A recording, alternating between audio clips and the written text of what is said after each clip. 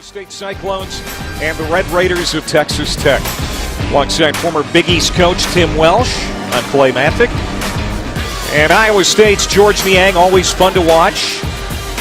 Named to the Wooden Award late season top 20 today. We'll try to lead the Cyclones to their fourth straight Big 12 road win here tonight. As you can see, it's a three-way tie atop the conference after Kansas beat West Virginia last night. Iowa State can move to within a game of first with a win here, but they're going to have to play without center Jameel McKay under team suspension, Tim, for the second straight game. Well, McKay so dominant on the glass, defending the rim, was the best player on their floor earlier when Iowa State defeated Texas Tech. Look for Texas Tech to drive it right to the rim without McKay's presence.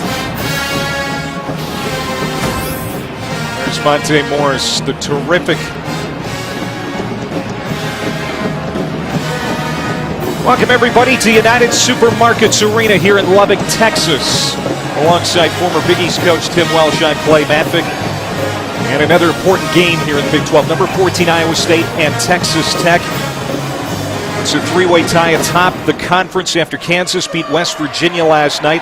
Iowa State can move to within a game of first with a win here. They're going to be playing, though, Tim, without Jameel McKay, the center, under team suspension for the second straight. That is significant. It is, because Texas Tech will look to drive it to the rim without McKay's presence, and he was the best player on the floor early January in Iowa State's win in Ames over Texas Tech.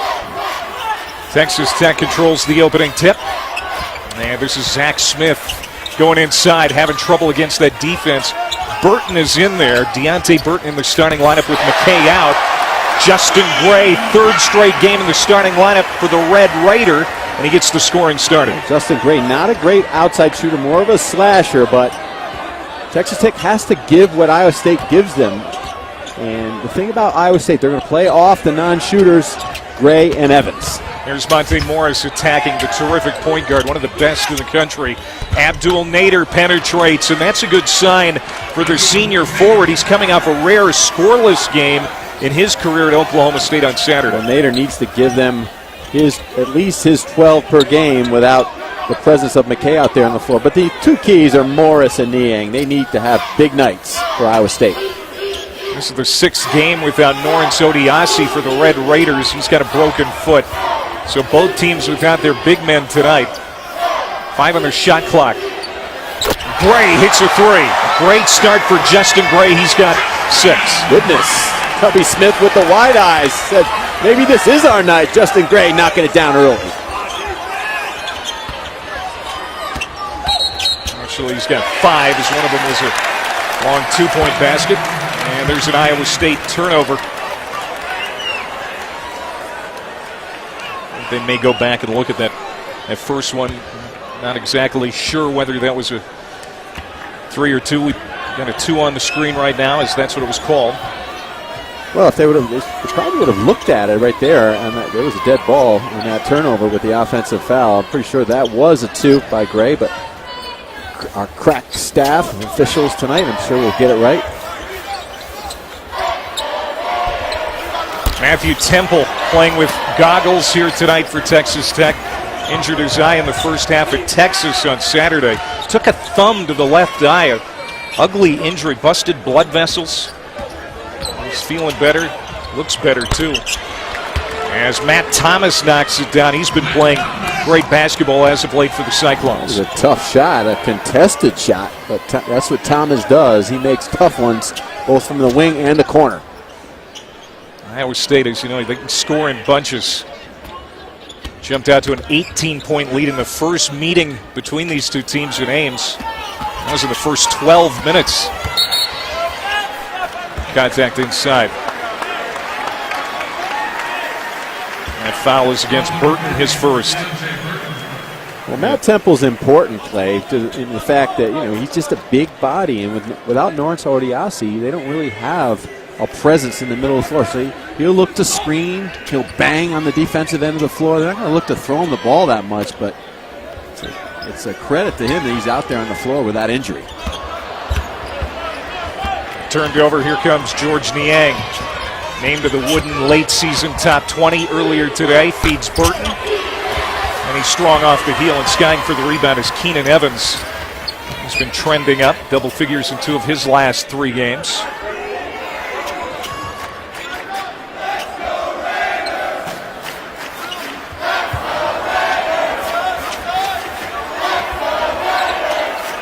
Temple over the top of Niang. That's what they don't need. They don't need Matt Temple to take mid-range jumpers. They need to find their scores out there on the floor. Oh, nice feed, Niang to Burton. Got it and one.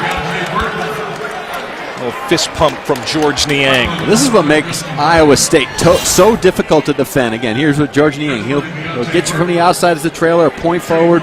He'll step off that mid-post area and so unselfish and willing and able to find that cutting open man to the rim. 3-point play for Burton. This is what they're missing here tonight. Jameel McKay, team suspension, 2nd straight game, did not make the trip. He's back at Ames.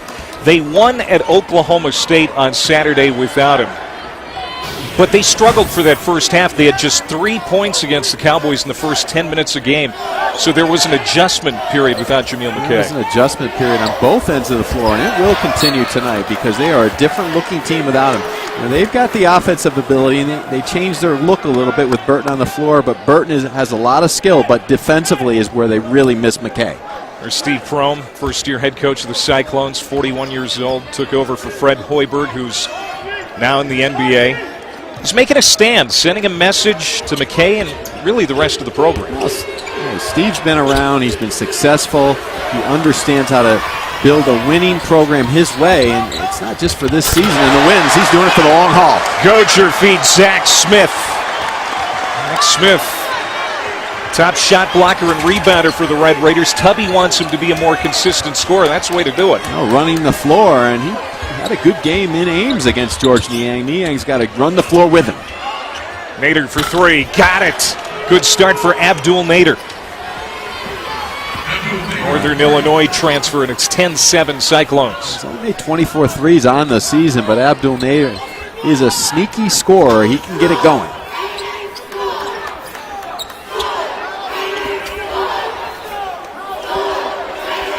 There's Aaron Ross with the beard, the junior from Little Rock. He's been one of the best players for Tech lately. That shot didn't go for Gocher, and contact underneath. Well, Zach Smith can do a lot of things on the floor. He is a live body, but in transition can run and jump and finish at the rim.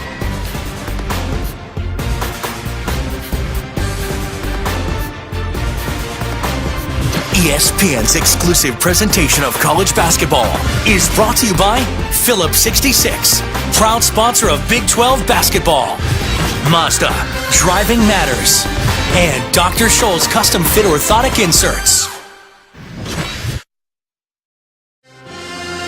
Monte Morris and the number 14 Cyclones have a 2-point lead over Texas Tech. They did give Justin Gray a 3-pointer, so that cleans that up. It is 10-8. He's Tim Welsh. I'm Clay Mathick. Welcome to Lubbock. And Monte Morris, one of the best point guards in the country. He hasn't committed a turnover yet in the month of February.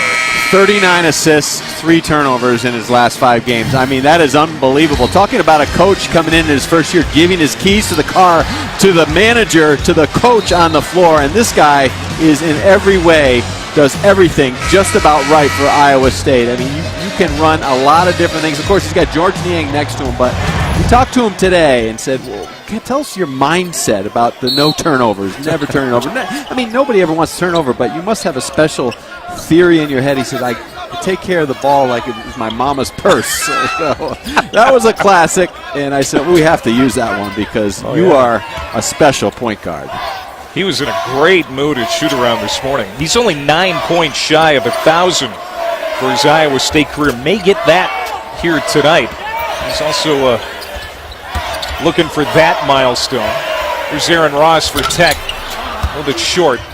Well, these players are all in a good mood because they love playing for Fred Hoiberg, but Steve Prohm has just taken off where Fred left off. And that's just running the same stuff, kind of a freewheeling, open offense. He put in some of his system, but he also understands he's playing to his players' strengths. Won 4 straight Ohio Valley Conference titles at Murray State. I'm going to be pleased with that shot. Misses everything. And crowd here in Lubbock. Let them hear it.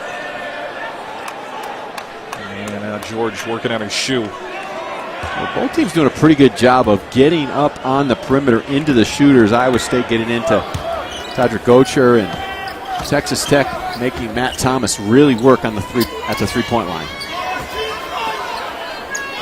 Another game in the Big 12 tonight. Number 21 Baylor at Kansas State. Baylor has slipped recently with a couple losses in a row. There's Smith. And Texas Tech has gone cold. Here's Nader now.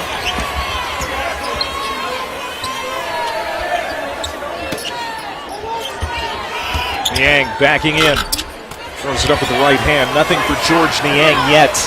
He was a slow starter at Oklahoma State on Saturday, but had a terrific second half.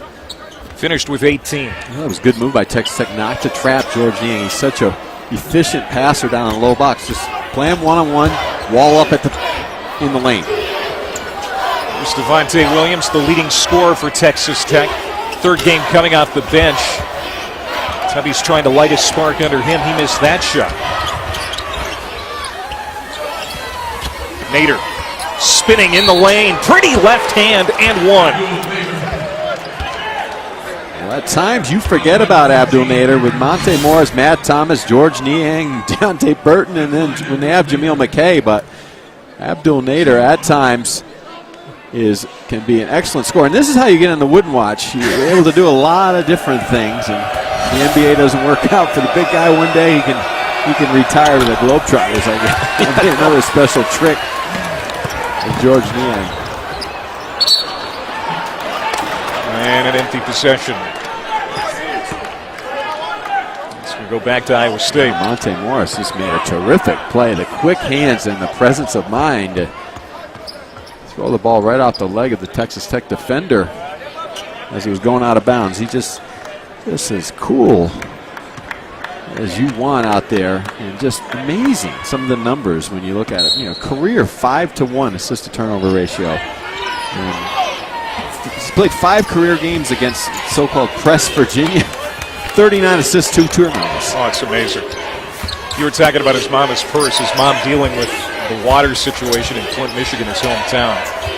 He's been concerned about her. Having a great year, and that is a beautiful cut and a pretty feed from Niang.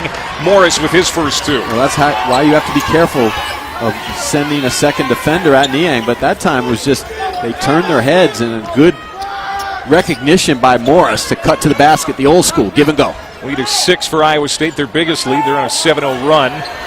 Stepping into a 3 there, Justin Gray. Not that time. Fresh shot clock, Williams. Nice pass, and Zach Smith gets the dunk and the foul. Well, George Niang does so many things, and both teams starting to warm up a little bit here. Down in the box, Zach Smith just got to get up a little tighter and caught off that angle so he can't have that open lane with a pass to the rim. There's Zach Smith. Scored 19 at Arkansas a couple of weeks ago. Had 18 against West Virginia. Very capable scorer. And missed the three-point play. It was a nice play by Devontae Williams. The hard drive down on the baseline and finding Smith cutting to the rim. 14-11 Iowa State. Currently tied for 5th in the Big 12. Game and a half behind first place Kansas, Oklahoma, and West Virginia.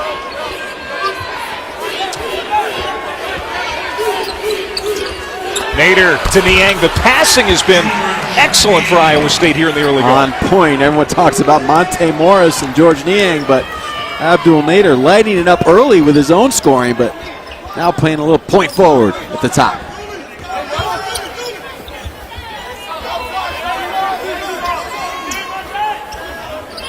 C.J. Williamson into the game now for Texas Tech. True freshman getting more playing time lately. There's Smith. Long 2 off the iron. Another offensive rebound for Texas Tech. Ross, turnaround right hand off the window.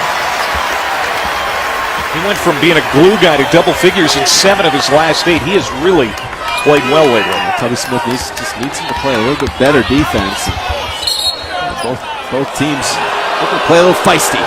Foul on Devontae Williams of Tech. 10:53 to go in the half. 3-point game here in Lubbock. Norman this weekend. A couple of former number ones going at it for the second time. We only hope it's half as good as it was last time. Well, Kansas is trending upward, and Oklahoma obviously just leaning on Buddy Hield to bail them out, even when they don't have their A game. But listen, I like Oklahoma a lot. I think that they have a chance to go undefeated at home as well if they win this game, and that could maybe be the ticket to take down Kansas in their crown. Won 11 straight regular season conference titles. Playing better right now, that's for sure. What a crazy year in college basketball. Villanova, the 6th different number 1 team this season. Iowa State leading by 3 here in Lubbock. Niang from the top of the key for 3. Doesn't get it to go, and Ross plucks the rebound for the Raiders. Now that timeout, Tubby Smith going to a 2-3 zone. You have to change up defenses against Iowa State to keep them off balance. Line drive jumper for Williams is no good. Iowa State coming back. Tubby Smith recognized it. Iowa State was in a pretty good offensive rhythm. Long 3 for Thomas. He's had at least 3 threes in 6 straight games. Doesn't have one yet, but he has really been playing well. Some people arguing he's maybe the most improved player in the Big 12 this year. There's Evans. His 3 doesn't go. Texas Tech, not a great 3-point shooting team. No, they can't settle. Evans has got to make sure he runs the team, tries to keep driving the ball to the rim. Boy, Nader having a terrific first half. He's got 9. That's an empty possession for Texas Tech. And they have to remember their game plan. There's no Jameel McKay, so keep driving the ball to the rim. And now Iowa State in the zone. Williams dribbles out of trouble.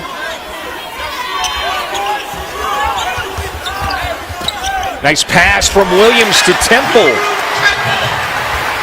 Devontae Williams lost his starting job, and Tubby Smith not happy with his off-the-ball defense, but doing a very good job tonight driving and kicking. You were talking about Buddy Hield. He met with Buddy Hield a couple of weeks ago prior to their game, asked for some advice. Now back in transition. Great move by Keenan Evans. We saw Keenan Evans shoot that 3, but that's his game. Drive it to the rim. He's not a good perimeter shooter. They're going to lay off him, but he's got to find that angle to the rim. That's what he did over the weekend against Texas. And he got to the line 10 times, hit 7 free throws in that game. That was a great aspect of his game that day as Niang scores again. Well, that's not fair right there. That's impossible to defend against that zone. That flash into the middle of that ball fake. Williams hits a 3.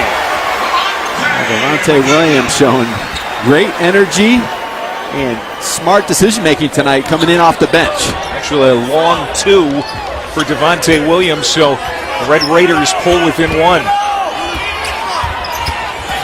Niang on the baseline, kicks out of it. Here's Thomas left alone. Can't give him too much room. You can't give the ball to George Niang because he will either find something for himself or the open man. So Thomas with 5, he had a career-high 22 against Tech last month. And the Cyclones win in Ames. He was 6 of 10 from 3 in that game. He's got his first triple in this one. Temple spinning, had it stripped, tries to track it down, and can't do it. The under 8-minute timeout here in Lubbock. Iowa State leading by 4. Well, with Jameel McKay out, George Niang moving to the center spot. And that's not a problem for him because he can do great stuff like this. Well, he's got great vision, the ability to find the gaps, not only with the ball, but without the basketball. And if he does catch it like that on the short baseline or the mid-post area, you have to seal him up if you're going to double team. You have to get into his vision, get into his body, because he's so adept and quick at making a quick decision and a good, strong move to the rim, whether he's distributing or trying to score. And by the way, you don't have to play at the speed of light to be a successful big-time player, and that's what Niang does. He just plays within himself. He kind of outsmarts you with his smarts and his ability to see the floor from a lot of different see the floor in a lot of different ways with the ball and without the ball. 32 straight games in double figures for Niang. He's got 4 points, 4 assists already here tonight. He's closing in on 2,000 career points in his time with the Cyclones. The lead is 4 for Iowa State. If Baylor wins at Kansas State tonight and Iowa State wins here in Lubbock, 6 of the 10 teams in the Big 12 will either be in first place or a game out. This league is something, I'm telling you. They're just beating each other up, and Abdul Nader is beating up Texas Tech's defense. They have to seal up on him, get him, either deny him or when he catches it, get up into his chest. Justin Gray answers back. That's his 3rd 3 tonight, but ahead of the pack, Simeon Carter, the true freshman, slams it down. Texas Tech's just going to be shaking their head. They do a great job on the offensive end and then just don't run back. Ashton going up for the rebound. Jordan Ashton, a walk-on, getting increased playing time. Again, it's a small rotation for Steve Prohm. He's down some men. He doesn't play a lot anyway, but he's missing 2 seniors he thought he'd have. McKay, of course, and Naz Long out since December after hip surgery. Jordan Ashton did a good job in the Oklahoma State game. Just solid. Doesn't try to do anything. Just makes a simple pass. Plays solid defense. Found Nader there. Gets the rebound. He'll line up a 3. Got it! Jordan Ashton.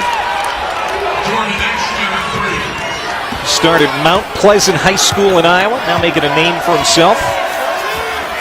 When you play at Iowa State, I guess you just put the uniform on. You feel like you can make shots and make plays. That's Jordan Ashton's first 3 on the season. Lead is 8, biggest of the game for Iowa State. I can't leave Devontae Williams. Excuse me, that's his 5th on the season, but he's only played 30. Played 21 minutes against Oklahoma State, but just doesn't look to do anything. But he's made some good plays already. Next week, Big Monday. Wolfpack taking on number 7 Virginia at 7 Eastern. And the end of the Big 12 at 9 for Oklahoma State, number 6 Kansas. All part of Rivalry Week presented by Wendy's. Talked about how Kansas got a matter of revenge last night against West Virginia. We're moving to that 3-way tie atop the Big 12.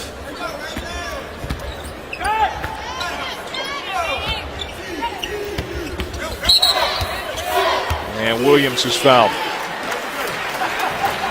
That is on Ashton, his first. There's that instant classic we were talking about, 109, 106 in 3 overtimes. Buddy Hield, career high 46 in that 3 overtime game. That game hasn't even come close to being matched all season long. I think in years. I can't remember as good a game as that one was in the regular season. Oklahoma can win that.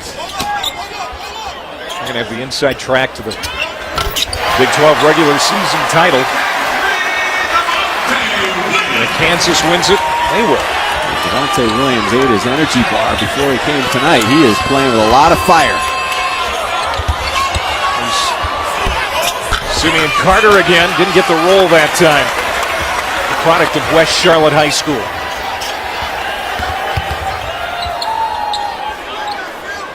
Texas Tech down just 3. Williams got it. And we're tied. Boy, constant movement, Devontae Williams with the ball and without the ball. Very tough to defend when he's playing with this type of energy. Coming off that ball screen, Iowa State not showing out high enough. And foul on Justin Gray, but it's an 8-0 run. Last minute and a half here for Texas Tech. Well, when Texas Tech has played well, it's been Todrick Gocher and Devontae Williams really providing a lot of leadership, energy, and toughness at that senior guard spot. And Tubby just looking at him and say, that's what I'm talking about. This is what I need from my seniors. 551 career wins for Tubby Smith. Slowly trying to turn things around here in Lubbock. Not completely out of that NCAA tournament picture yet. A lot of people think that as many as 7 teams from this league, Tim, will get into the NCAA tournament. Texas Tech could be the 7th. Their RPI is good. Strength of schedule pretty good. Well, the thing is, you have the opportunity, and the league is so highly regarded, and rightfully so, at the top, and 1 through 5, 1 through 6, that you scratch out some wins down the stretch against some of the top clubs, you're going to be right in the conversation. They beat Oklahoma State here in overtime a week ago tonight on a last-second shot by Devontae Williams in overtime. Morris. The Cyclones trying to get the lead back. Alice Cook, beautiful pass, and George Niang scores. Well, Alice Cook really hasn't done much of anything for Iowa State all season long, but again, making a good decision to the cutting Niang. Cook, the Oregon State transfer. Pretty capable outside shooter when he gets an opportunity to do it. Like you said, he just hasn't had many chances. And there's a foul on Cook. 3:15 to go, stopping the action. Well, Alice Cook making a smart decision, but the best decision you can always make when you're an Iowa State player is look for this guy. He's usually open. ESPN's exclusive presentation of college basketball is brought to you by Duluth Trading Buck Naked Underwear, only at DuluthTrading.com, and Volkswagen. We're going to give some of it away. You're going to talk more about the Wooden Award late season top 20, but we know that there are 3 players from the Big 12 that are on the list. Buddy Hield, maybe the favorite for the award right now. George Niang and Perry Ellis. I say maybe. That's ridiculous. He probably is the favorite. These guys are all in the Adrian Branch category of elite players, and no doubt. but the elite of the elite, in most people's opinion, is Buddy Hield. I mean, I think he's distanced himself from the group, but as my boosters used to tell me, it's how you finish, Coach. Right. And so it's how you finish as a player and as a team as well. And I think a lot of it will have to do in the last month, who can put his team on his back. And I would never count out George Niang. I mean, he is just so special and does a lot of different things to help his team win. There's a lot of things that don't show up in the stat sheet. At 6 points, 4 assists here tonight. Second leading scorer in the Big 12 at 19 per game. That's 7 points behind Buddy Hield per game. And a foul on Alice Cook, and he picks up 2. Limited action so far. Excuse me, Clay. And clearly, Buddy Hield is superb, and we think that he's going to, at this point, he should be the winner. But we get way too caught up into points per game. And I think you combine his points per game, what he does for Oklahoma, and how they've had, what a great season they've had. But when you look at a George Niang, I mean, as valuable, as great, and just the numbers aren't there scoring-wise. And hey, listen, I would put Monte Morris in that discussion as well. I mean, you want 5-to-1 assist-to-turnover ratio. That is a special basketball player. You look at George Niang, McKay goes out, and you slide Niang into the post, and he can also play point for you. That's how versatile a guy like Niang is. There is Morris, goes high out the window around the D, didn't get the shot to go. Ross plays it ahead to Evans. Williams has scored the last 8 for Tech. He gives it back to the point guard, Keenan Evans. There's Williams, he's got the hot hand. Smith got free and he was pushed. He'll go to the line. 2:14 to go here in the first half. Saturday in Norman, we remind you again about the big rematch, number 6 Kansas, number 3 Oklahoma. It's 2:30 Eastern on ESPN. Jayhawks won the first one in 3 overtimes. Dan Schulman, Jay Billis on the call from the Lloyd Noble Center in Norman. Smith, missed that one badly. He is a 66% foul shooter. Well, Texas Tech has had their most success offensively when they changed sides of the floor and really spaced it, and then were able to dribble drive into the gaps. And without the presence of McKay, Iowa State has had issues on their rotations of protecting the rim against Smith and even Temple and the dribble penetrators getting all the way to the rim. George Niang with 2 personals. Iowa State doesn't take a lot of fouls tonight. You mentioned it earlier. They take the fewest in the country, in fact, under 15 per game, but Niang does have 2. They can't afford to get in foul trouble here tonight. Deontay Burton also has 2. Again, there's no Jameel McKay tonight, second game of the team suspension. Well, George Niang got in foul trouble in the game against Texas Tech in Ames. And he had some problems guarding Zach Smith, just a mobile athlete who's doing that. Gets rebounds out of his area. We're going to get a third crack at it. They're fortunate there. Evans, good hustle, but not a good decision to take that quick 3 after the effort on the offensive rebound by Zach Smith. It's a 15-11 rebounding edge for Tech right now. They're down 1. Under a minute and a half to go. And Evans is fouled by Jordan Ashton. That's his second. Well, that's what Evans does. That he has to keep going to his strength. There's a reason he's open. People are not going to guard him on the perimeter. He's an inconsistent shooter. He's an improved player because he's stronger. He's more mature. He's got some experience now in his sophomore year, but he still has to understand who he is in running the team and trying to get to the rim. See the numbers on the sophomore from Richardson, Texas. 76% shooter at the line. Tech good as a team at the foul stripe, 75%. A tie game. This Texas Tech team, as we've said throughout the year, Tim, is improved over last year for Tubby Smith. However, they're under 500 here at home in Big 12 play at 2 and 3. Kansas, Baylor, West Virginia. They've won here in Lubbock, but Iowa State knew they were going to be into a fight. Well, there's no doubt about it. I mean, Texas Tech has now kind of settled in playing without Lawrence Odiasi, and obviously they really miss him, but they've kind of tweaked their offense, tweaked their roles. They're understanding who they are a little bit better, but they've played everybody very tough. Even, Tubby was lamenting today even about their loss to West Virginia. Niang with the stick back off the block by Smith. He stuck with it and gives Iowa State the lead back, and we get a timeout here with 1:08 to go in the first half. George Niang just staying with the play, and again, if you put a highlight tape of where he gets things done, here's another way. They run a little post-up, they overextend, and Ross not playing good defense, but not staying with the play. Texas Tech's guards got to slide down and help on the rebounding. Tim, Devontae Williams, the senior for Texas Tech, has had trouble with consistency really ever since he got to Lubbock, but he's playing well here in the first half. Well, the improved play of their sophomores has been the reason that Texas Tech has been successful this year, more successful than in the past, but it's about the seniors, and it starts with Devontae Williams and Todrick Gocher. They've got to be consistent. When they are 12, 14 points a night, which they have been pretty much in a lot of games, but there's certain nights where they don't show up. That's when Texas Tech struggles. Tonight, Williams has been very good. There he is again. Splits the defense and lays it in. That was excellent offense by Texas Tech. They went into their flex series, and Williams just motion, running screens, running off screens, reading screens. Nice curl to the rim. Wow, Hallis Cook steps into a 3 and gets it to go.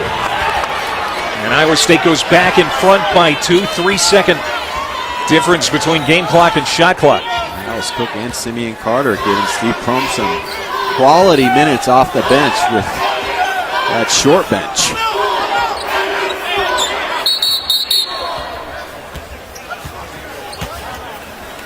I get a timeout called here by Texas Tech.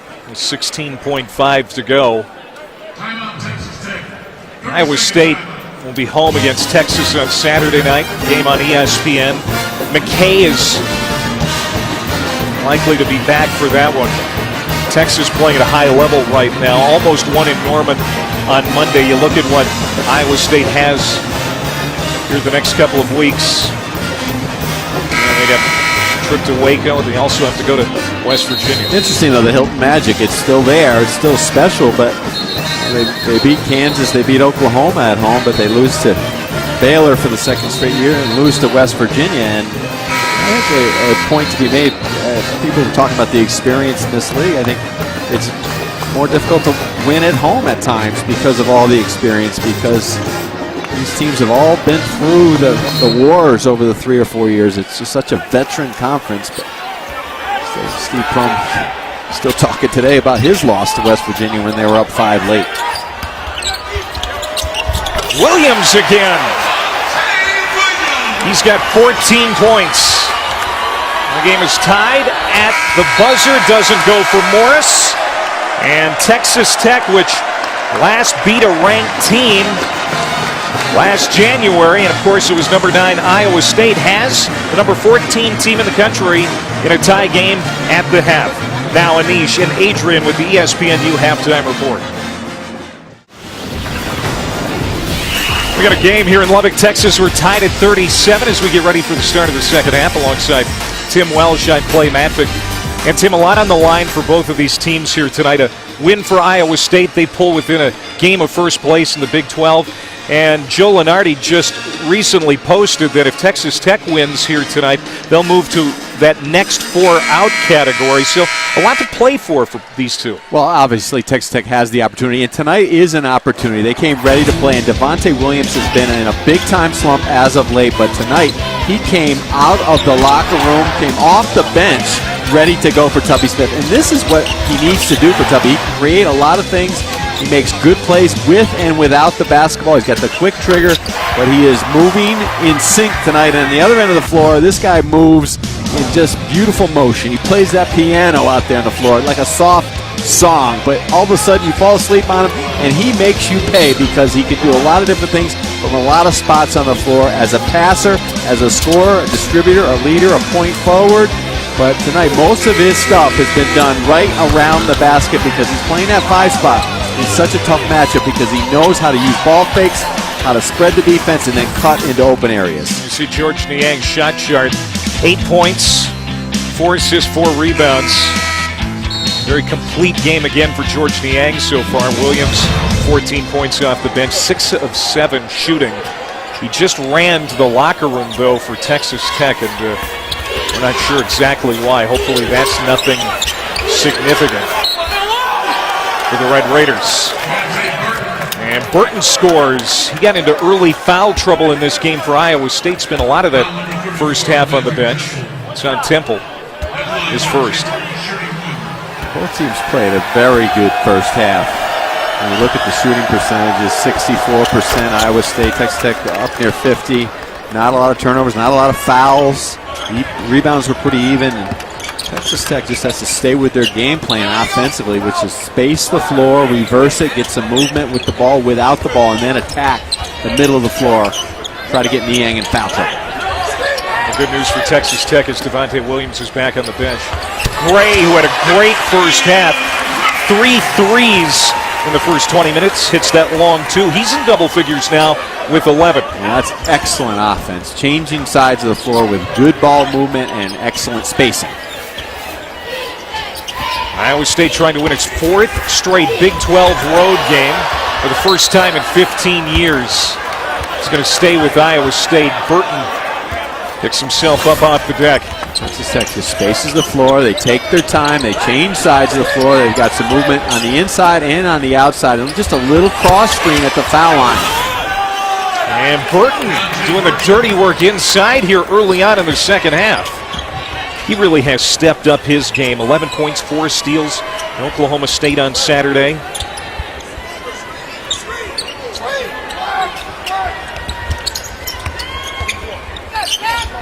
Five here in the second half, has 8 in the game.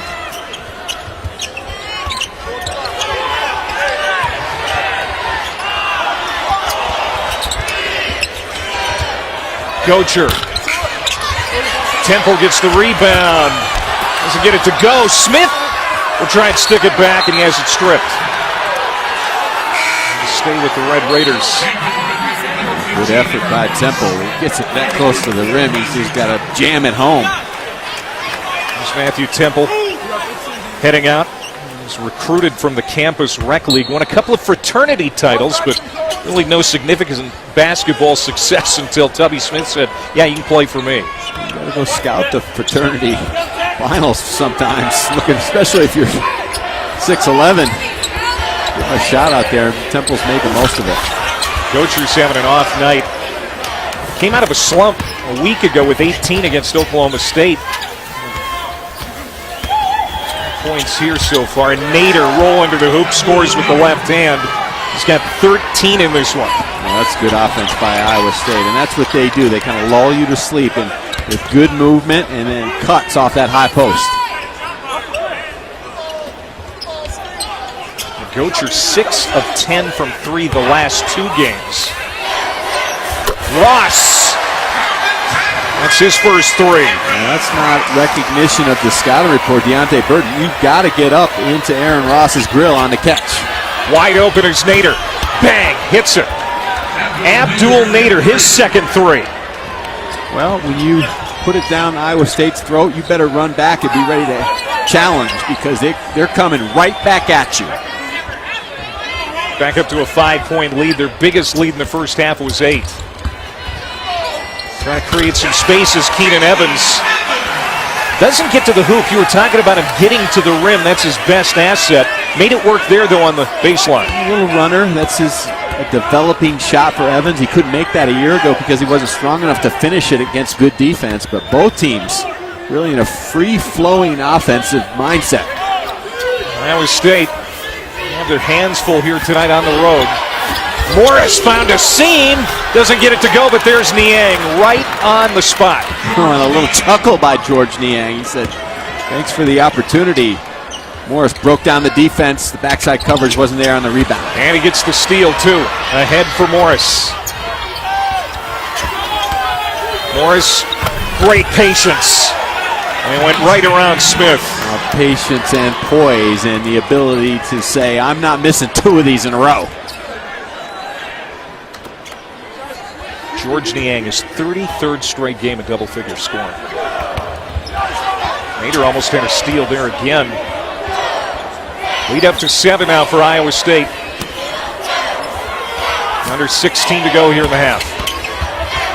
Gray with 5 to shoot. That'll be a 2, and he's fouled by Nader. And we got a timeout on the floor. Iowa State has come out strong here in the second half. Their lead is 7. We're back in Lubbock in a moment. ESPN's exclusive presentation of college basketball is brought to you by Mazda. Driving matters. New Gillette Pro Shield with lubrication before and after the blades. Shields while you shave.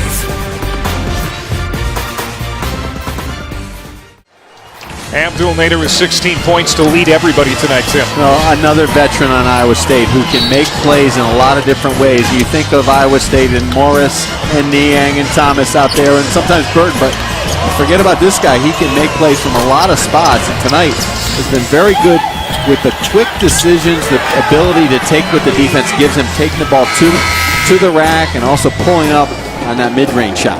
You really have to be impressed with the way Iowa State has played the last couple of games on the road without one of their star players. Absolutely. Just out. Just solid. I mean, and that goes to show you with the veterans, and just they're, we're going to take on. We're going to take on anybody because we have that winning attitude, and this group has won a ton of games over the last few years. And Steve Prohm also just, hey, put his foot down. We're not moving outside the box in any discipline. We're going to, if it costs us a game or 2 in the long haul, we'll benefit from it. But in the short term, they've been okay. You know, and Steve Prohm alluded to the fact that maybe being on the road during this suspension issue has been a good thing. Less distractions sometimes on the road.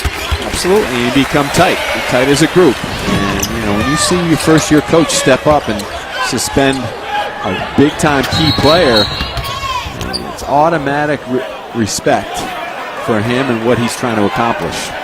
We'll get a clock issue, I believe. As Jeff Hartness is over there at the scorer's table.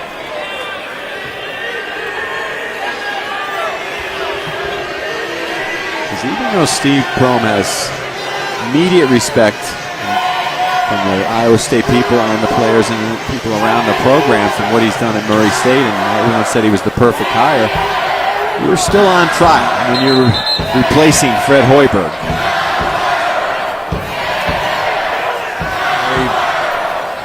They fixed the shot clock.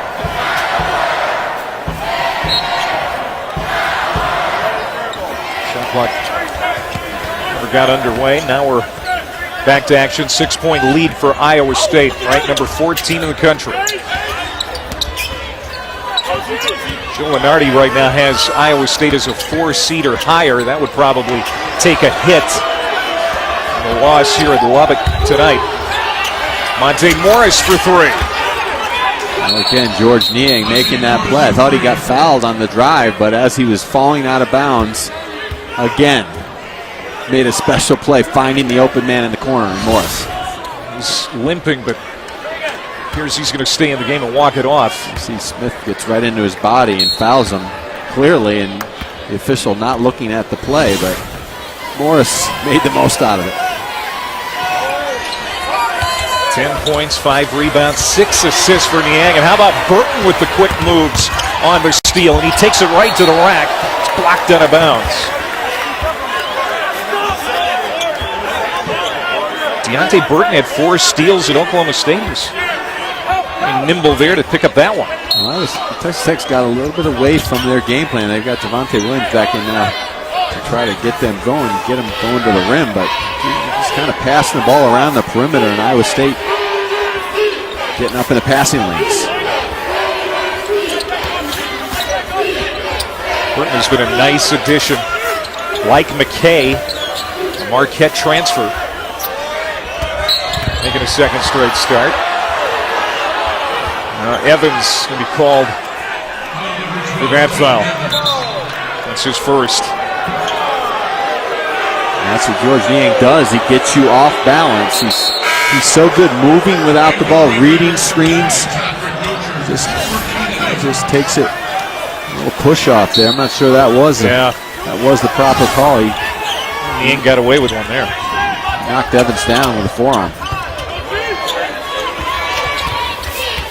Thomas been in the starting lineup since Naz Long went out in mid-December, but now a turnover by Burton gives it back to Texas Tech with 14:38 to go. Well, Texas Tech really has to run their offense now because Iowa State is feeling confident not on the offensive end of the floor, but defensively they've kind of picked up their pace and their energy and focus.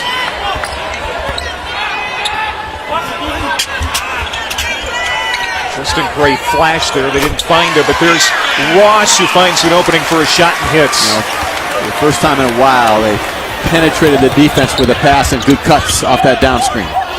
Nader hops into the lane, has it taken away. Nice move by Gocher to free himself. Look out below. Smith with the dunk. Well, that's the way to energize your team, with a good steal and an unselfish play for the dunk. And Tech is back within 5.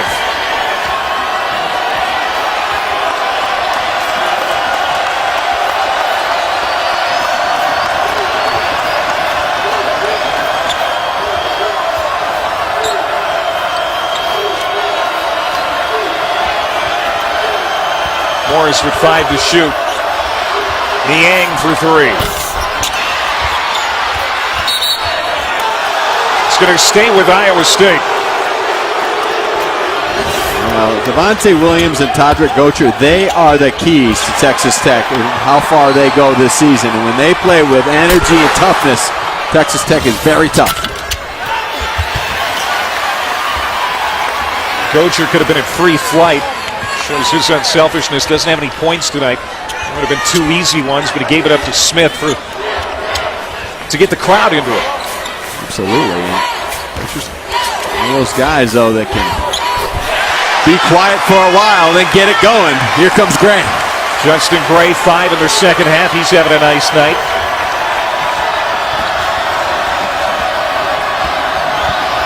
Oh, Niang slicing in. Morris finds him, as he has so many times throughout their working relationship. Timeout, Iowa State. The lead goes back to 5 for the Clones. You think you're back in the game, and you are, but you better stay focused on those two, Morris and Niang. Wait for game day. Can't wait for that rematch on Saturday afternoon in Norman. Here's what's trending in the Big 12. Of course, 6 Big 12 teams in the top 25. Including Oklahoma, Kansas. Oklahoma defeating Texas in a hard-fought win. Healed scored the last 12 in that game. Kansas over West Virginia last night in Lawrence to move into a 3-way tie for first in the conference. Lenardi has both as top seeds as of right now. Iowa top seed as well right now, a team that Iowa State beat earlier in the year. Well, who do you put on, Buddy Hield? Do you put Wayne Selden on him for a little bit more size? Do you get You're going to just leave it to one? You can't. I mean, and the other thing is that Well, they are not just Buddy Hield, as we all know, and that's the thing. That's what makes him so tough. Get out of there, says Deontay Burton. It's a right into the Tech bench. So we thought that Iowa State would be missing a rim protector tonight, would be missing some rebounding with McKay, and they are, but they've done a pretty good job working around that omission. They have, and it's been really about their offense. Their offense has been very highly efficient. They're running their offense through George Niang. He's got 6 assists right now. And Texas Tech better be aware Matt Thomas could heat up at any moment. 3 to shoot. Doesn't go for Gray. And Niang clears the rebound. He's got 6 of those, a dozen points, also has 6 assists. Ashton back into the game for the Cyclones. Hands off for Burton. Adjusts and scores. He gathered it up at his ankles and scores to make it 58-51 Iowa State. Well, Aaron Ross left it now. There was no reason on the dribble drive at the top by Ashton to leave Burton wide open. Just let him try to finish at the rim. Don't leave Burton wide open. Burton's got 10 now. Aaron Ross, 7 here in the second half, 9 in the game. That's what Ross does. Give it and take it. That's why he's been inconsistent as a player for Tubby Smith, because he's just not a good defender, but he can get some points for it. This offense has really gotten good here in the last 3 weeks for Texas Tech. Niang, now the fans say he threw an elbow again, but no call. Niang scores. Mike Stewart was right there. I'm not sure if that was a flop, but it might have been. Give the All-American a break.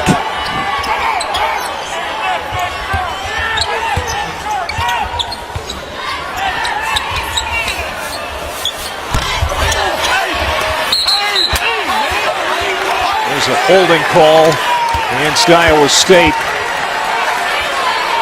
That's on George, his 3rd, so the 3rd on the star player for the Cyclones with 11:03 to go. George Niang is going to take a break here for Iowa State with 11:03 to go. He just picked up his 3rd foul. He's having a great night again for the Cyclones. Next week, Big Monday. Good stuff for you. The Wolfpack taking on number 7 Virginia in the ACC. And we head to the Big 12. Oklahoma State number 6 Kansas, all part of Rivalry Week presented by Wendy's. Well, Baylor winning at Kansas State tonight. Despite not having Rico Gathers tonight, the big man out with an illness. So Baylor gets the win. Here are the updated standings. You can see that 3-way tie at the top. Oklahoma, Kansas, West Virginia. If Iowa State can hang on and win here, Tim, tonight, 6 of the 10 teams in this league will either be in first place or a game out. And we are late into the year for 6 of the 10 teams to be in the race. It just obviously shows to the strength of this league, which many think is the best it's ever been. Yeah. There's so many teams that have that ability to make a long run in March. Gocher has been shooting it really well coming into this game. Misses that one. Still no points tonight. That's frustrated for Tiger Gocher because that's his shot right from that wing 3-point spot. Now Texas Tech has to take advantage of George Niang being on the bench.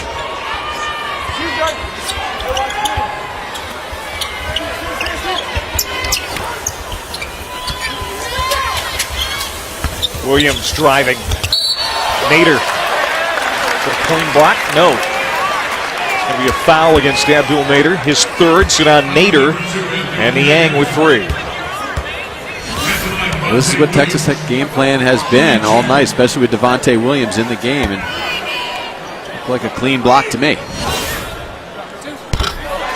Williams, a terrific foul shooter, 81%. That's his first point here in the second half. He had 14 in the first 20 minutes. Gets them both.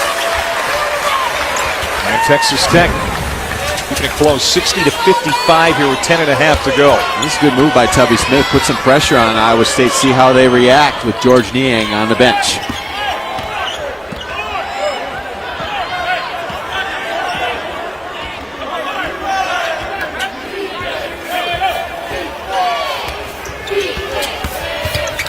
Morris kicks it out.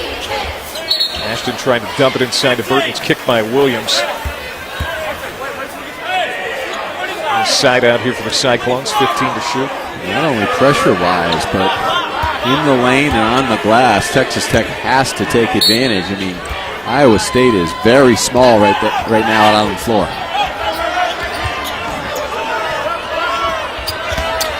Morris, a good feed for Burton, and he adjusts, goes to the other side of the rim, and scores.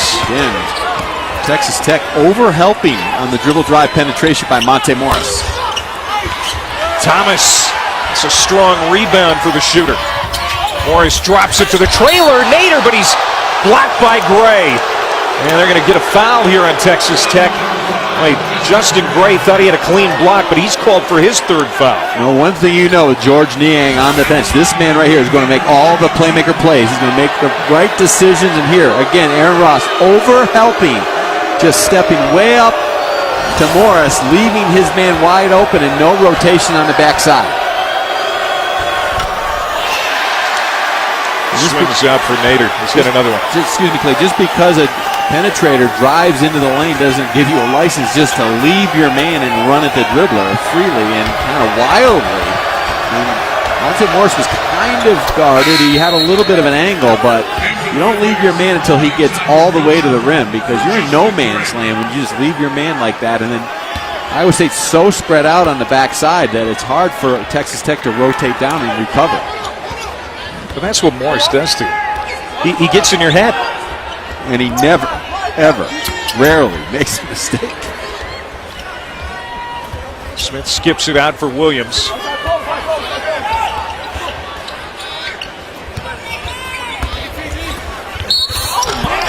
And he got it, and one. Keenan Evans trying to complete a three-point play as Texas Tech is keeping this interesting here in Lubbock. Well, good recognition by Texas Tech. Iowa State was in the zone. They had them spread out, and on ball reversal, Evans just split the two guards at the top and made that little runner in the middle of the lane.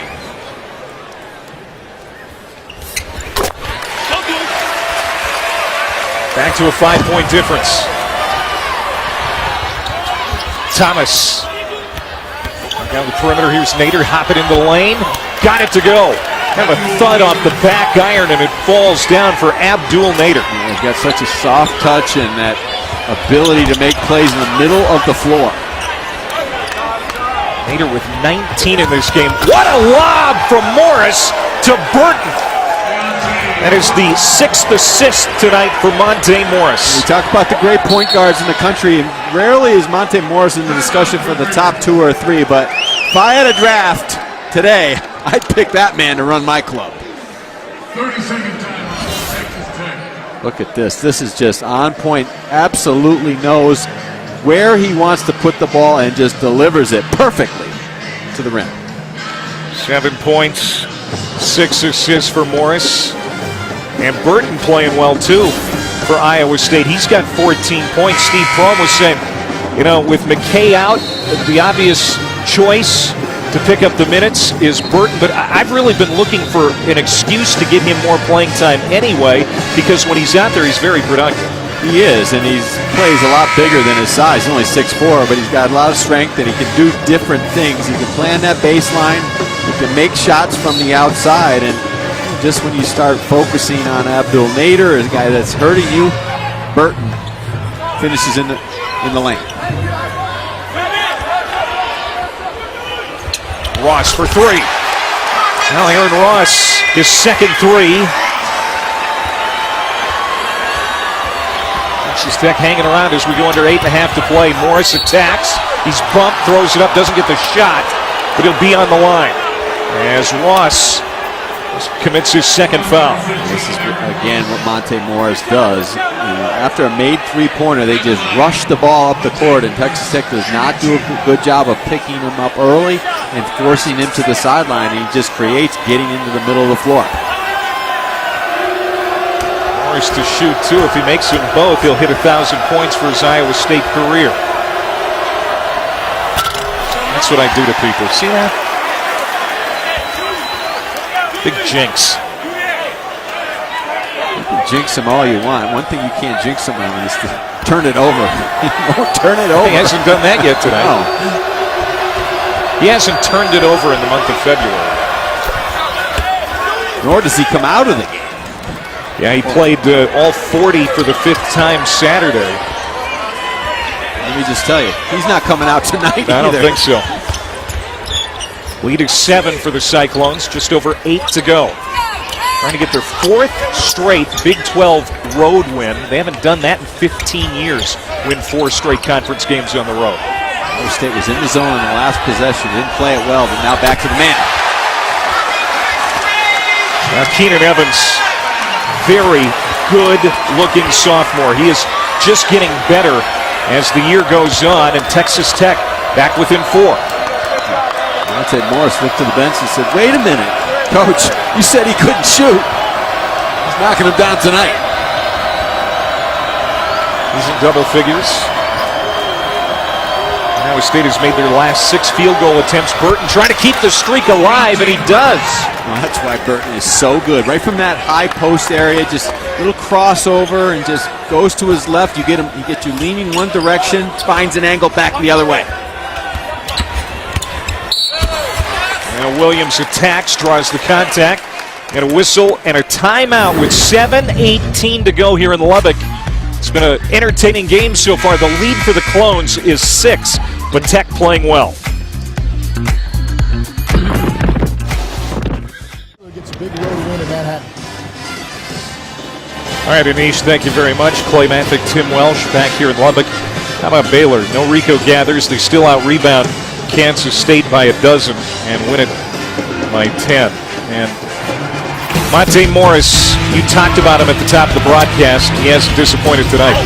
Well, he does it in so many ways. In the half court, he'll get you off balance. If you turn your head on the backside, he'll find that thread the needle type pass. And then in transition, you must get back on defense because he will create for himself, but he always has his head up and has that ability to see the court.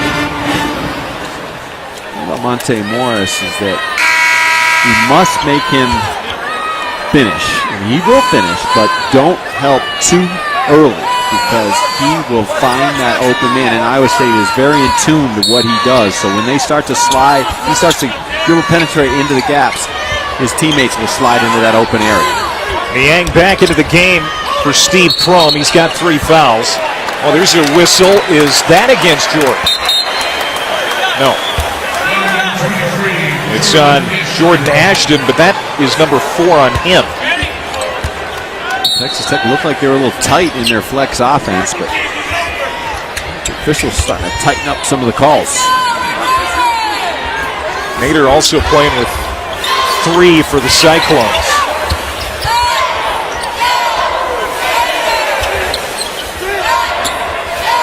Ross.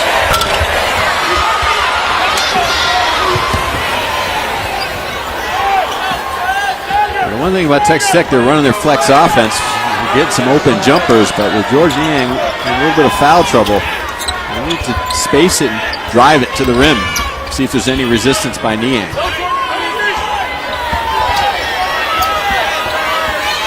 Morris around the pick from Niang, lobs it up, gets it to fall. And Monte Morris is over 1,000 points for his Iowa State career, the 32nd man to do it in team history. It keeps you off balance. Keenan Evans did a pretty good job, but then he got him leaning to the wing, and he just found that angle into the lane. Junior from Flint, Michigan, 72-64, lead back to 8 for Iowa State. Smith has it stripped. Stay with Texas Tech with 6:07 to go and 9 on the shot clock. That was the right idea. They went right at Niang down in the box, and Smith made a pretty good move, but Niang is so smart, he reached in and stripped him.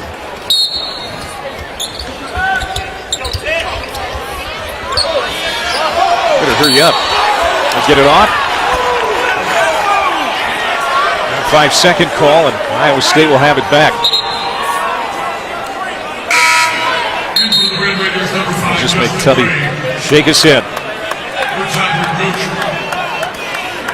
We haven't seen a lot of turnovers tonight, but that is number 7 on Texas Tech. Well, it was 5, and Roderick Gocher, as a senior, you got to recognize you got to get the ball inbounds somehow. Especially just feet away from your own bench where people are helping you out.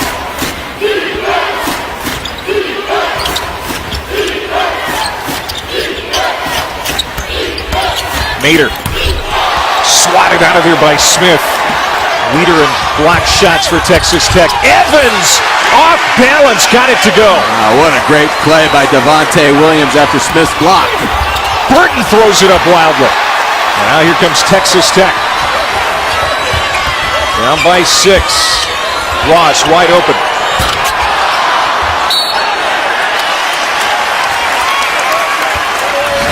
Just when you think Texas Tech may go down and dead in the water, Smith makes a good play. And here, Devontae Williams, great job, head up, finding the point guard, running the lane.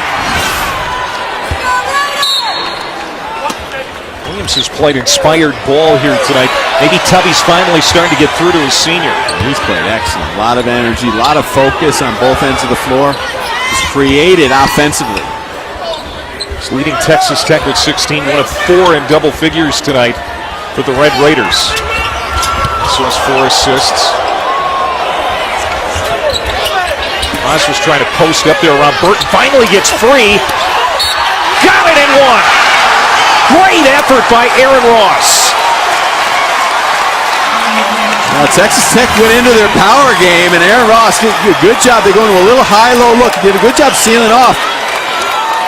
Niang backed away, and so did Burton, but on the second effort, Ross feeling it.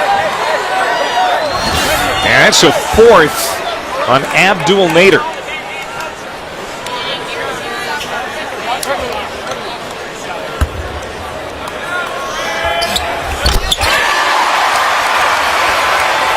Lead just 3 for Iowa State with 5 and change to play.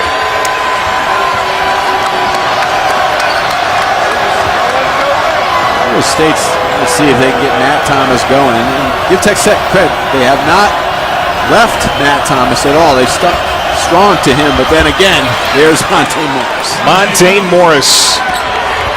It's 2 more. 74-69 Iowa State. Now with a dozen.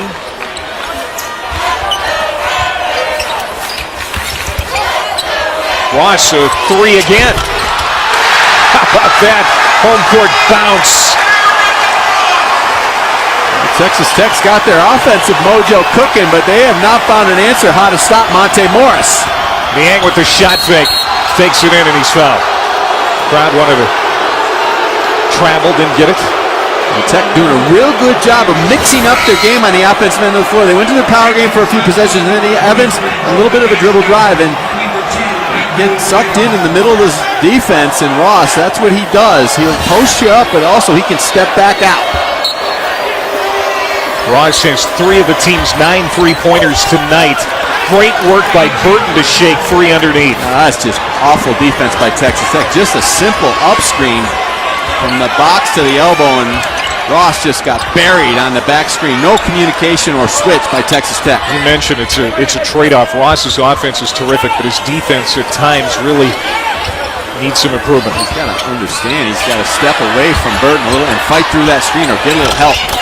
Didn't get it with the right hand that time. Comes back out to Williams. Fresh shot clock for the Red Raiders with 3:40 to go. Down 4.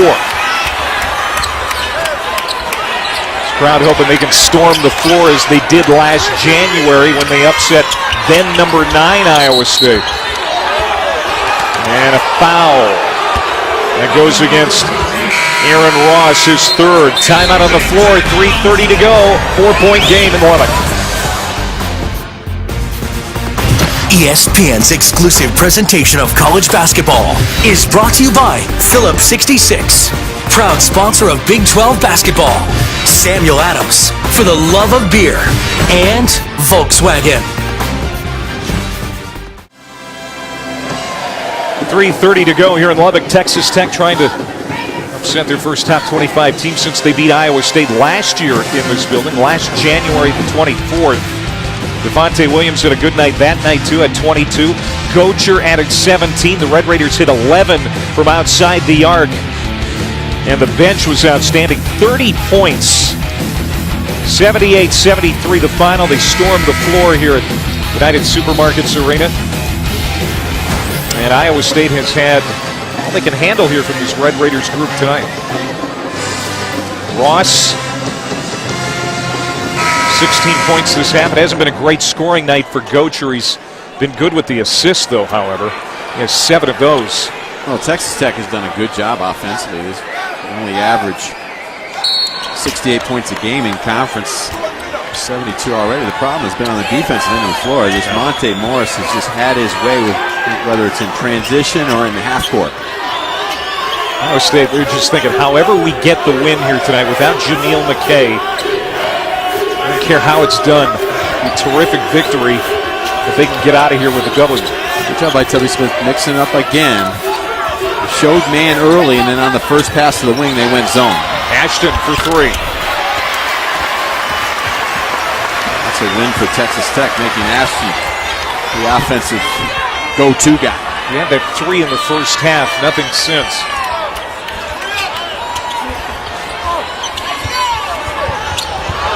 Oh, Gray slipped, and that's an unforced turnover.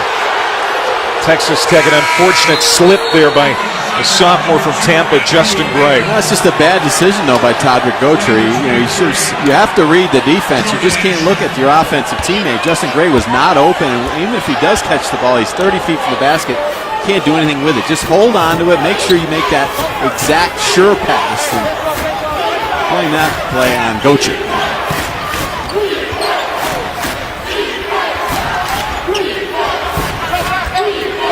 Niang on the feed again from Morris.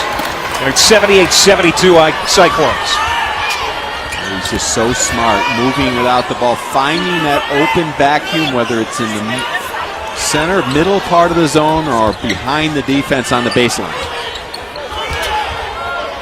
8th assist tonight for Monte Morris. And now with 16 as we go under 2 minutes to play. Williams makes his move, throws it up, got it, and the foul on George Niang. When Iowa State's in that zone offense, Texas Tech not paying attention to George Niang. You see him, first possession, he just keeps moving, looking, finding that seam, and then, of course, Monte Morris finding him. 4 now on George Niang. Nader also with 4. Ashton has 4 for the Cyclones. Nobody with more than 3 for Texas Tech. 3-point play, 3-point game with under 2 to go. Texas Tech has a problem. They can't guard Monte Morris in man, and they can't defend George Niang in zone. Now they're going back to man.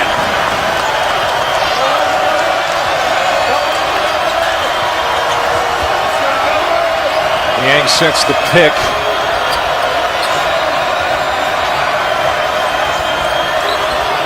5 to shoot. The pass to Niang is at his knees. Coming back is Gray. He's fouled. And he'll go to the line. That's an intentional foul.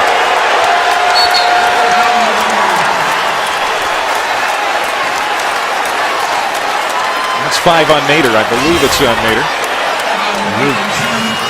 Few and far between that you see this happen. Monte Morris leaves his feet without anywhere to go, and then on the rush to the rim, Nader does not make a play on the ball. That's a good call by the officials. So Nader's night is over. Great night, though. 19 points on 8 of 11 from the field. That was an excellent job defensively by Texas Tech. They came up and set the ball screen. Niang set a ball screen from Morris, and on the ball screen, Texas Tech switched, and Zach Smith got switched out onto Monte Morris. And Morris drove into the lane, but Texas Tech did a good job of squeezing him, and here you see Nader, just not a smart play at all. With 1:25 to go and a 3-point lead, let him have the layup and get the ball back. Rare turnover by Monte Morris. In fact, his first in 3 games leads to a breakout for Texas Tech. And the Red Raiders, as you talked about it, needing to pile up some wins to stay in that NCAA tournament picture tonight. An opportunity not only for a win, but for a quality win, and they have played well here tonight. Of course, Iowa State shorthanded without Jameel McKay, but this has been a great performance by Tubby Smith's group. Another foul shot for Gray, plus they'll have the basketball. Well, not only will they have the basketball, but with Nader out of their game, he's their second big man. And Niang has 4 fouls, so the strategy is plain and simple for Tubby Smith in that little huddle he had during the free throw by Gray.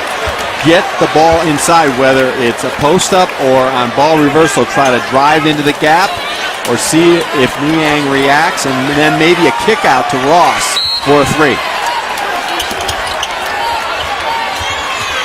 Gray gets it into Ross. Niang watching him.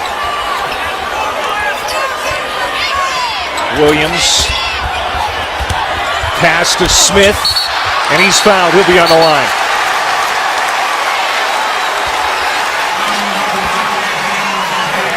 Third on Deontay Burton. Devontae Williams made this play. He just saw Jordan Ashton squared up on him, and he said, "No, thank you. You don't have it to guard me one-on-one." He got down and dirty and just got into the lane again, making a big, tough play, and Smith strong to the rim.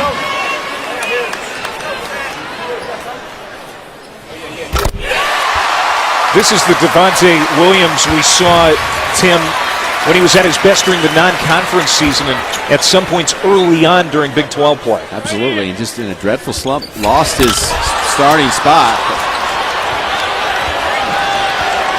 It's about defending Monte Morris again in the half court. I liked what they did the last possession, switched out on a ball screen.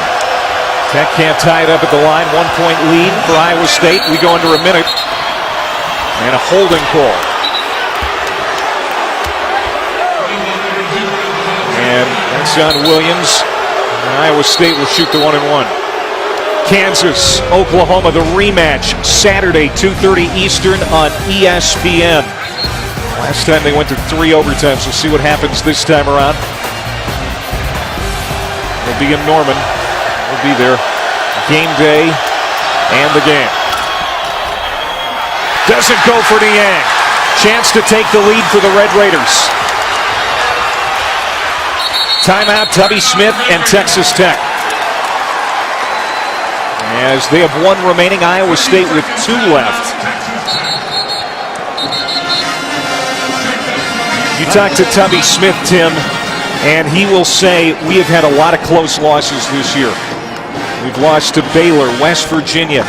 We've lost to Arkansas on the road. Games that we certainly were in, could have won. Last week, you and I were here for the game against Oklahoma State that went to overtime. Felt that they took a step in the right direction because they were able to close out a game. Maybe they're able to do that here tonight. Well, it's a process when you're trying to build a winning culture. And sometimes that phrase is overused when a new coach comes in. But Tubby Smith is establishing himself here in Lubbock with young players, but also trying to teach them how to win in maybe the toughest conference in the country. So it's not going to come easy. There's going to be a lot of close games. You can see the improvement every game with this team, but getting over the hump, winning games like this, you know, it comes over time. And now making big plays down the stretch, and maybe again, like you said, the Devontae Williams, the Aaron Rosses of the world, they're starting to make these big plays down the stretch because they're growing up as we see them before our eyes in Tubby Smith's program. So Texas Tech has it. Iowa State has the lead, but they've got guys in foul trouble. And there you see Devontae Williams, 19 points tonight, 4 assists, 4 rebounds, all off the bench. Yeah, Texas Tech very confident the last 3 or 4 minutes offensively, doing a good job of just mixing up their offense with balance and also unselfish play. Keenan Evans has it for Texas Tech, gives it to Williams. 40 seconds to play. 10 on the shot clock as Gray backs up. It's going to be Williams dishing it across, and that's Burton picking up the foul as he reached in on Zach Smith. And that's 4 on Burton. You cannot underscore what Devontae Williams has done for Tubby Smith on the offensive end tonight. Just the understanding, the recognition of the shot clock winding down, and I thought maybe he might pull the trigger and take a kind of a contested fourth shot, but he just made a good play with his left hand, drew the defense, and kicked it to Smith. Smith, another miss at the line. He is 3 of 6 now tonight. Texas Tech, 12 of 18 at the stripe.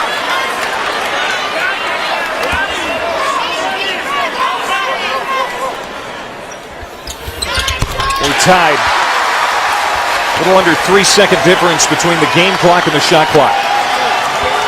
What does Iowa State do here, Tim? You got to hold on a little bit. Obviously, there's a little bit of a differential. Steve Prohm's going to call timeout and make sure they understand what he wants. And we're going to go late in the shot clock, very late. And what they like to do in this situation is either A, misdirection, and they'll isolate Niang on one side of the floor and let him go one-on-one. And if you can't guard him one-on-one, he'll make a play. And if you send a secondary defender or overhelp, he'll find the open man.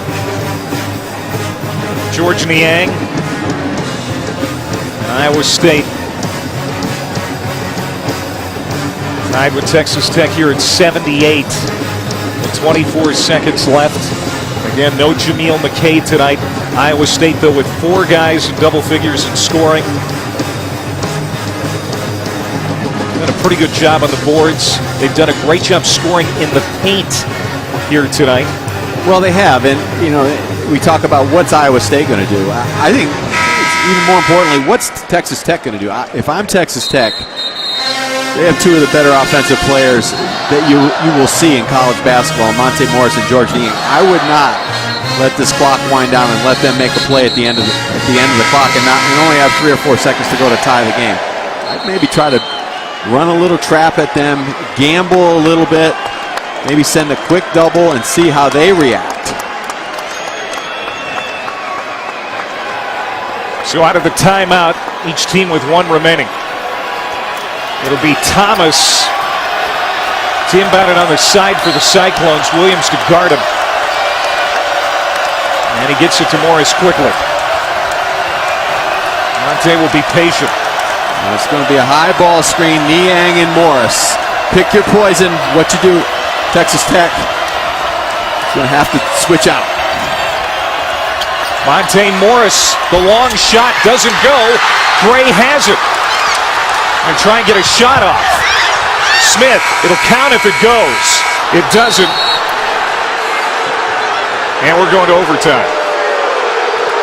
And Tubby Smith saying, where's the foul? So to the second straight Wednesday, the second straight home game for Texas Tech. Going to overtime in a Big 12 contest. I'm not sure this is what Steve Prohm wanted. 3-pointer with 6-7 seconds to go, and this allows Texas Tech an opportunity. A good rebound here. With a push up the floor by Devontae Williams, and it's kind of just a collision, but I wouldn't have said that's a foul. Williams was a little out of control there and slipped. Actually tripped over Morris. Well, anyway, we're going to overtime. Well, that's the problem with the new rule for the coaches, because if in fact you do want a timeout, you can't get it unless one of your players call it. And maybe Texas Tech would have been better served as soon as Gray got the rebound to get a quick timeout. Then they would have had a ton of time to get the ball up the floor and get it to the rim.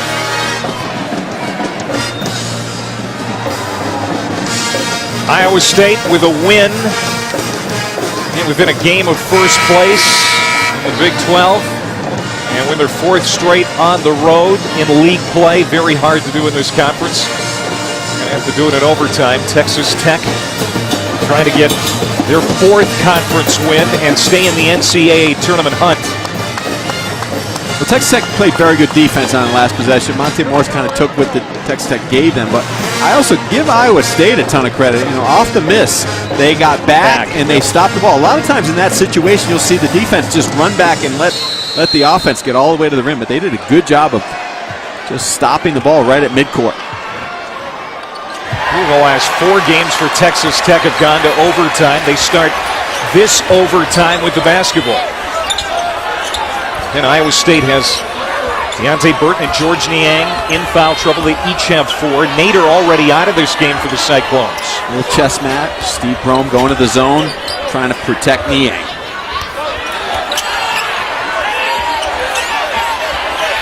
Williams for 3.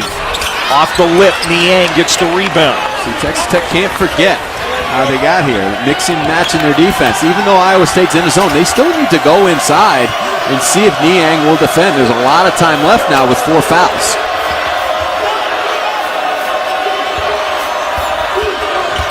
Spinning, Niang throws it up. A little strong backside. Aaron Ross grabs it for the Red Raiders. Williams hustles it ahead.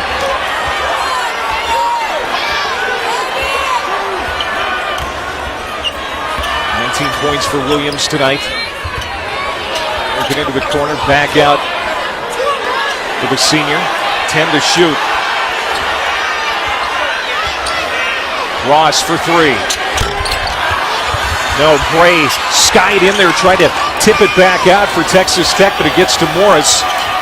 And here's Iowa State. Nobody has scored yet in overtime. Well, not to beat a dead horse, but Texas Tech again, second possession in a row, taking a perimeter shot, not even probing the inside of the Iowa State defense. Morris took it deep. Thomas back for Morris for 3. In and out. Morris hustles for the rebound, finds Burton, and he scores. Great hustle by the point guard, Monte Morris. How many ways can this man beat you? The in and out jumper, but finding a way. First points of the overtime. And foul inside against Iowa State. That's what Texas Tech needs to do. And his first 2 possessions in the overtime, Zach Smith was out in the left corner instead of trying to get into the middle of the lane and post up against Niang. Aaron Ross will go to the line to shoot 2. That foul on Matt Thomas, number 1 on him. 18 tonight for Aaron Ross. His average is 9. Texas Tech really could mail right their own ticket if they got Burton and Niang out of this game, and both with 4 fouls, because there's nobody to come in for Iowa State.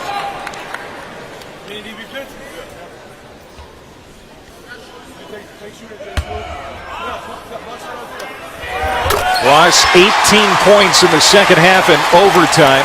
We were tied at 37 at halftime, tied at 78 at the end of regulation. We're tied here in overtime at 80. Under 3 minutes to go.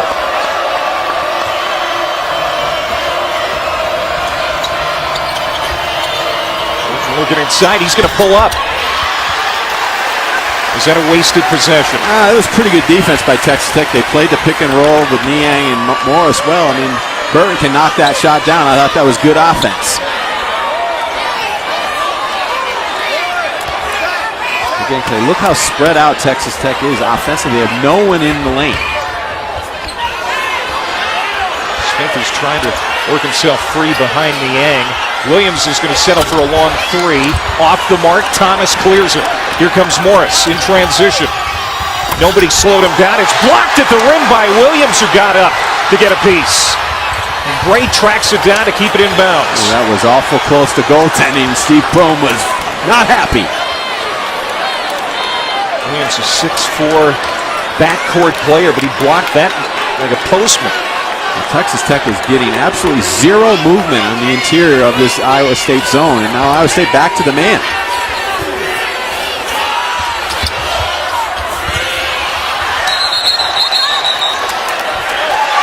He's going to stay down on this end, and here's a look back. Was this goaltending? Iowa State rushes the ball up the floor and hits the glass. Absolutely, that's an easy one. Just 2 seconds on the shot clock here for the Red Raiders.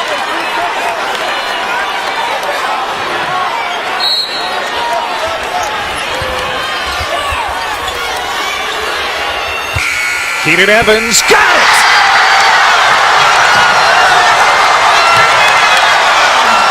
Throws up a prayer and it's answered. First lead since 51 seconds remaining in the first half, when it was 35-34. Niang got it back, gets it out to Morris. His 3. Gray goes high for the board. Texas Tech has to get reorganized, and Evans at the top, as you said, the bank from Dallas. – 13-2 run for Texas Tech. Williams slips, recovers, can't score. Burton gathers it up for Iowa State, 38 seconds to go. Thomas pulls it back out. Iowa State did a good job pushing the ball up the court, but Texas Tech suddenly really focused on defense to stop mid-transition. Iowa State uses a timeout here with 29.7 seconds left. Trailing by 3, trying not to get upset for their second straight year in Lubbock. Just under 30 seconds to go in the overtime. 83-80 Texas Tech. This is the difference in the game right now. Keenan Evans, look at the logo on the floor. Well, you work on special situations. I don't think this is in Tubby's playbook. Lovely in Lubbock for Keenan Evans. It's from basically El Paso, the map. Goodness. And it bangs off the window. Iowa State has won 7 of the last 9 meetings in this series. But they lost the last time they were here. We showed you the highlights of that upset a year ago. They're in danger of going down again here tonight. But there's 29.7 seconds left in overtime. Tech leads it by 3, but Iowa State has the ball. They're going to try to just get a quick bucket. Moore's going to make something happen. They're going to set a little down screen, a little staggered down screen away from the ball. He's going to try to turn the corner, get to the rim really quickly. Thomas looking to get it in, and does. It's Niang. He's blocked by Smith.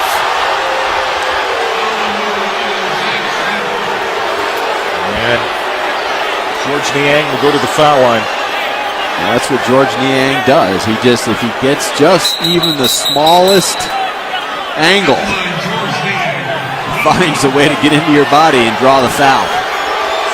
16 points, 9 rebounds, 6 assists for George. He's 0 for 1 at the line tonight.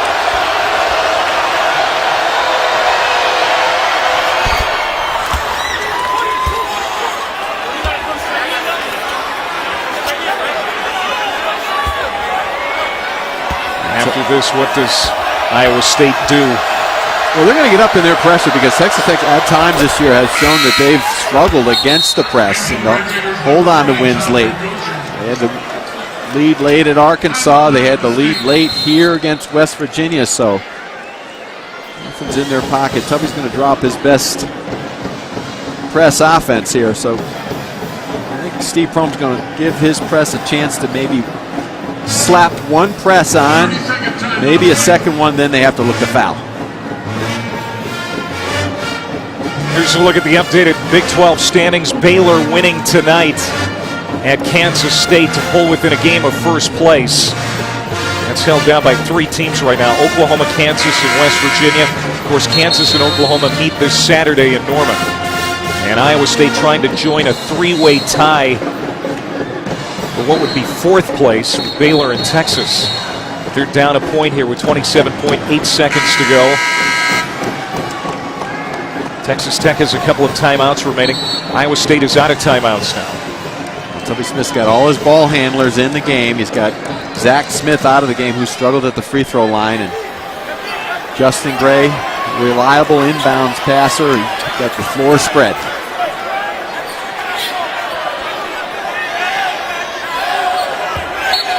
Burton will face guard Gray. Can run that baseline and does. Gets it into Williams, a very good foul shooter. He's hemmed in. And timeout, Tubby Smith. Well, Devontae Williams picked up his dribble over there and right in the death spot. And now Texas Tech better have a good play where they can space the court. They are in a very difficult spot to inbound the ball. 80 feet from the basket on the sideline, and Iowa State's going to get up on the inbounder and switch everything. Look for Texas Tech to run some players deep to try to force Iowa State to open the floor a little bit defensively, but this is not going to be an easy inbounds for Texas Tech. Texas Tech started the season 11-1, even received votes at one point for the top 25. You and I saw them very early in the conference season. We said this is not the same Texas Tech team we saw a year ago. Wins have come sparingly in 2016, but this is a tough place to win. They're showing it again here tonight.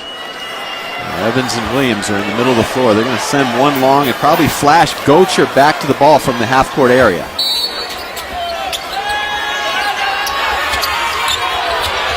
Gray having trouble, tries to force it into Ross. And Ashton got a hand on it to knock it out of bounds. Absolutely. That is maybe the most difficult spot on the floor to inbound the ball against pressure. Now Gray again taking it out of bounds, but obviously cannot move. He's on a dead spot. 22 seconds to go. Shot clock is off, obviously. 83-82 Texas Tech.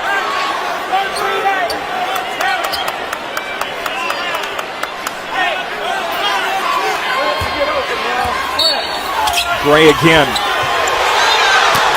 Burton slaps it back. Boy, shaking loose behind the defense was Keenan Evans.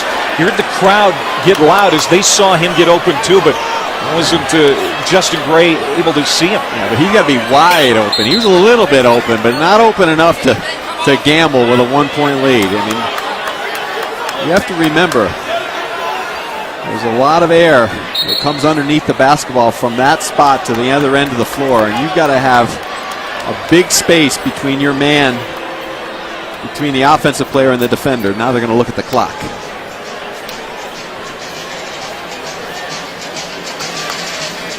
Steve Prohm trying to lead Iowa State to a fourth straight road victory in conference play.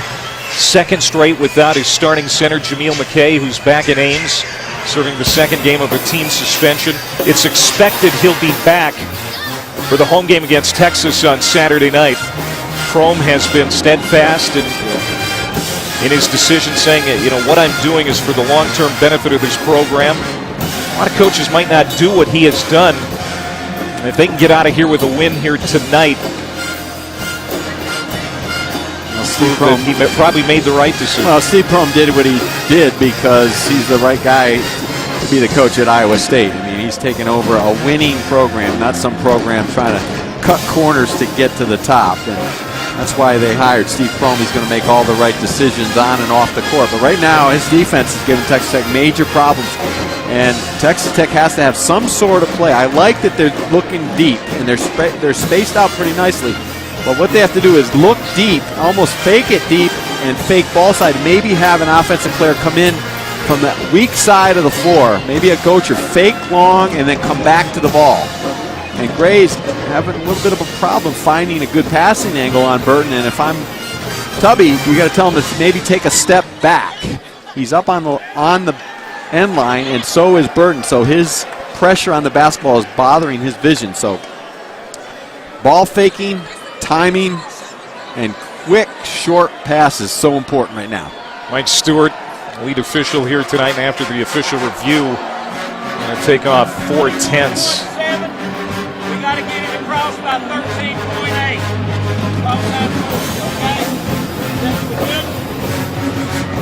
So it's 21.7. 21.7, but also they're going to have only less than 9 seconds to get across half court. 13.8 on the clock. If it goes below that, then Iowa State's forced a turnover. But I don't think Iowa State's going to wait that long. They're going to one trap, maybe a second trap, and then they're going to foul. Tubby making a change. He gives it to Smith to inbound it, not Gray, and he got it in. Evans back for Smith, and he's fouled. So Smith will go to the foul line. Not a great free throw shooter, especially compared to some of the other guys on the roster. And Hallis Cook commits a foul. That's his third. That's a good move. He put Zach Smith in the game, just a capable, solid passer. He saw that Justin Gray was having trouble because of Burton's pressure on the basketball, and Zach Smith, longer, taller than Burton, did a good job ball faking and made a solid pass to Evans.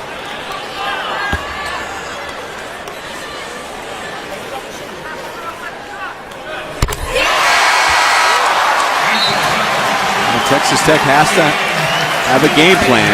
Obviously, if they're up 2, no threes and no layups. If they're up 3, they've got to figure out if they're going to foul. Clutch free throws by the sophomore from Plano, Texas. Iowa State doesn't have any timeouts. 10 seconds to go. Down 3, Thomas. Got it off, missed it. Smith the rebound. And for the second straight year, Texas Tech upsets Iowa State in Lubbock. Well, a gritty win for Texas Tech. Iowa State played a tough game with limited numbers, but Texas Tech had an answer at every step of the way, including in overtime on the last possession. Just rock solid defense on the three-point line. Decided not to foul. Matt Thomas got a look, but not a good look.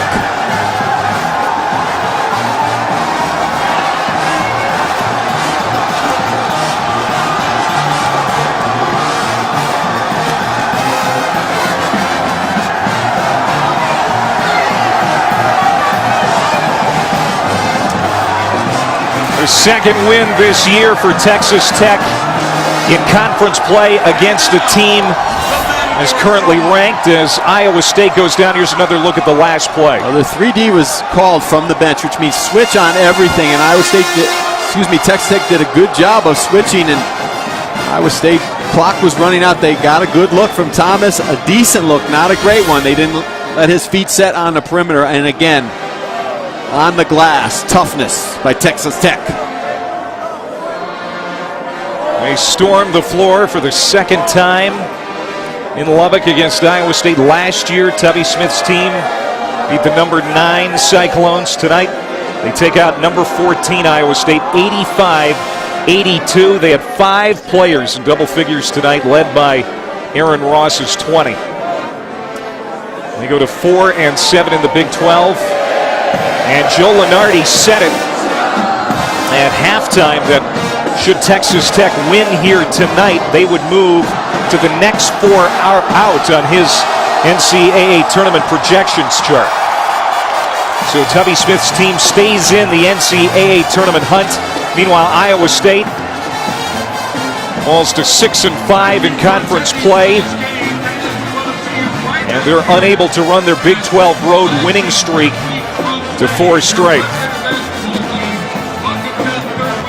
Terrific effort for Texas Tech. Second straight Wednesday. They win a Big 12 game in overtime last week. Beat Oklahoma State here in OT. Tonight, it's number 14 Iowa State. 85-82. Let's go to Tim, who's with Tubby. Hello, hello. Tubby Smith, another home win. Back-to-back Wednesday nights overtime. How important was this win for you in conference play? Well, we were real desperate to get some wins. We've been so close all year long. But this gets us at 4 wins, and we've got a tough remaining schedule. But I couldn't be proud of these kids, how hard they work.